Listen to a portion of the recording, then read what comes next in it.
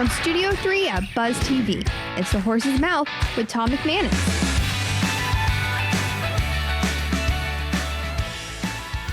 All right, time once again for another edition of The Horse's Mouth here on Buzz TV, brought to you by our good friends at the Heritage Capital Group. Great to have them on board. We're here at my bar, of course, at Tommy Max, where we welcome all people to have a seat and tell their story. This time around, we're talking some college athletics, some UNF college athletics, and transferring over into what we call the real world once those sports are done. Let's welcome in the panel. Ana Roman Dominguez is here. Nice Hey, how are you? Thank you. From UNF. Great to have you on the show. Well, you're from Spain. Correct. But you're the UNF assistant tennis coach, and you help those athletes with some leadership programs. Tell us what you're doing, Ana.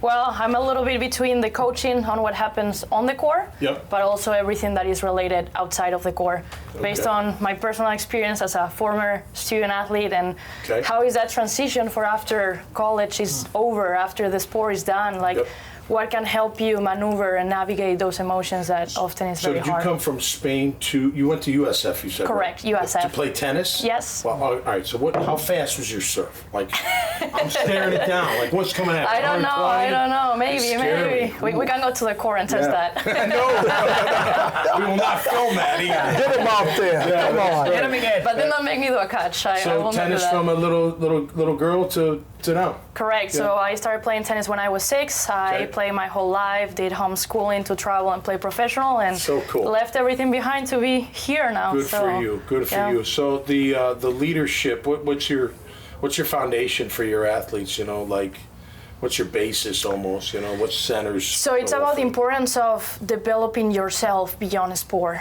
So often we have such a strong athletic identity and we put all of our time and effort into the sport and practicing that we forget that there's life out there. So by giving them perspective and different tools, you take some pressure off their shoulders that often ends up performing even better. And you open up more doors that sometimes they don't even think about. No, right. Absolutely. You get that tunnel vision sometimes. Yes. You gotta open it up, right? Yes. I got great peripheral vision, Coach. Did you know that? Absolutely. I'm telling you. A middle linebacker. Can see. You got to be able to see both directions. Beyond the straightness. I know, absolutely. But that's important. Absolutely. Coaching, same thing, right? Well, you know, the interesting thing is in the National Football League, you know, for a lot of years there was no programs other than what you're doing that day. You're right. And now, you know, you have people that come in and talk to everybody about what's going to happen when you finish. You know, in the National Football League is only 3 years is your average time in professional football. Oh, wow. So you're talking about financial, you're talking about what do you do when you finish. It's kind of like when you retire, you better have something that you want to do, that you like to do. And I think that's what Ana's doing, I'm sure, is, you know, preparing them for that. Tom and Troy, great to have you back on the show. How are we doing? You know, I was saying to Ana off air, like, you hear that companies want to hire athletes, and I get it, but it's not always a crossover. Like, for me, it was easy to play, not easy to play football, I don't mean it like that, but once you're in, what do I got to do? I got to stay in shape. I got to watch film. I got to work on my body. I got to work on my mind, and then good enough to keep going. You know what I mean? You get in the real world, you got third parties, you got things that get in the way, interference here. It's not so black and white. Yeah, it's very similar to being a veteran, you know. Same thing, you get focused whether you're 3, 6, 10, 20 years in the military service. There's going to be life after it. You know, military then civil was next, so you got to prepare yourself. But you've got to plan for that, like what Ana's saying, right? You get, because I'll be honest, I did. I thought I was going to play 15 years. I got hurt in my 5th year. I figured it out. Like, I rolled into whatever I had to roll into, but there was no plan. My plan was to play 15 years in the National Football League. Didn't have, but you got to do it while you're playing, while you're in the military. We've had many people here at the bar from the military that said, you know what? Oh, how'd you get into what you're into? I started learning it while I was in the military, and then I was ready to go. But I think that's very important. Well, I think you have to meet the right people. So take that opportunity, because somebody who's passionate about what you're doing is a trigger opportunity to go and say, you know what, I'm glad you're into what I'm doing. Tell me what you're doing. And once you learn how to interview people, what's your name, what's your sign, where you're from, and you apply that, you get what's next. Because all of a sudden you'll find something, you go, hey, that's what I want to do. Yeah, I think too the challenge on it is you don't get instant results in the real world. You do on the tennis court. Don't you? Sometimes it depends. Well, right. Depends who we're talking about. I don't know. Right.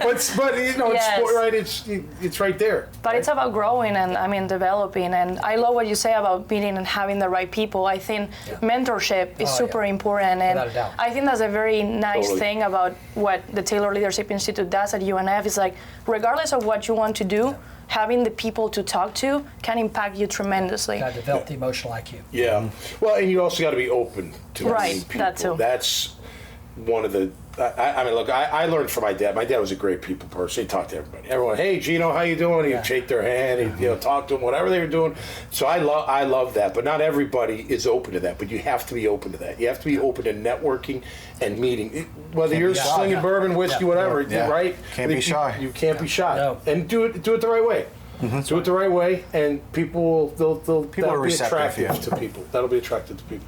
All right, great stuff. Well, best of luck. How's Thank the team? you. Is the team any good? Good. Yeah. I mean, we're good, Do obviously. you run them hard? Are we conditioning them hard? What We're are we doing? killing them in this moment of the year, you know? Okay. We gotta get them ready for January. That's when Is that when the season starts? Yeah. Okay, well, best of luck Yeah, with that. thank Anna. you. Thank you so very much for being here, Thank you Coach. for Always a having me. pleasure, fellas. Absolutely. Awesome. Thanks so much. All right, that'll do it for us this time around. Check out all their great profiles at iwannabuzz.com. You'll see this conversation and many others right here at the bar. Everybody is welcome at my bar, so make sure you sign up at iwannabuzz.com. Until next time, y'all stay safe and be cool out there. We'll see you right here on the Horse's Mouth.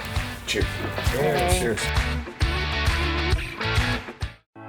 The team at Heritage Capital Group is special because it's a collection of people across the spectrum. We have people who have been in the shoes of owners that are looking to buy and sell, and professionals that have executed transactions helping buy and sell companies for decades. I think when you talk to us, see what our experience is, see what our skills are, see the reach that we have, you'll be very happy with the recommendation.